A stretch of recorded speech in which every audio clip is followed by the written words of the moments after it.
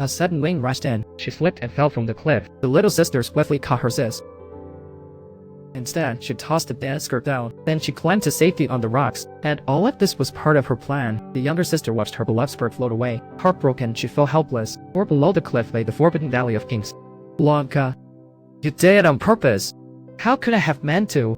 I was about to fall myself. The younger sister was the star dancer. Now she had lost her skirt. Then the older sister could easily take her place. However, this girl named Julia was not having it. She vowed to fetch the skirt for her friend. That night, she crept into the King's Valley.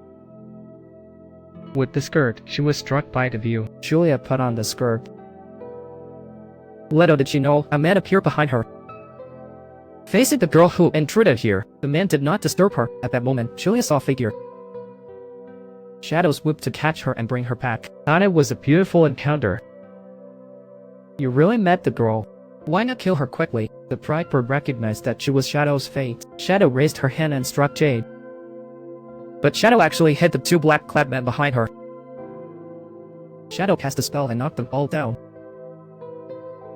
Shadow hurriedly stepped in and kicked him. She even rode him like a surfboard to the other attackers. While in the midst of the fight, Jade saw someone sneak up on Shadow from behind, so she quickly cast a spell to block him. But her spell was unpracticed. It backfired and burned her dance dress. Meanwhile, Shadow was still fighting the black-clad man.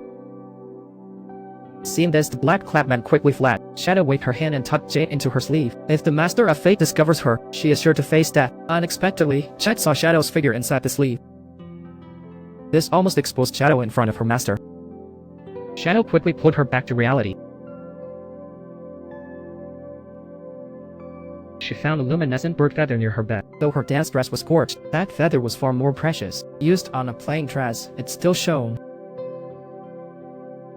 Indeed, the feather amazed everyone. Her best friend regained the lead dancer position. It caught the eye of the high deity. How could she possess luminescent feathers? Could it be that day? Ymir indeed had someone hiding. Meanwhile, Time Shadow saw the scene. But she passed it to someone else, to keep the deity from suspecting. Then entered the dance floor to find Zhu Yan.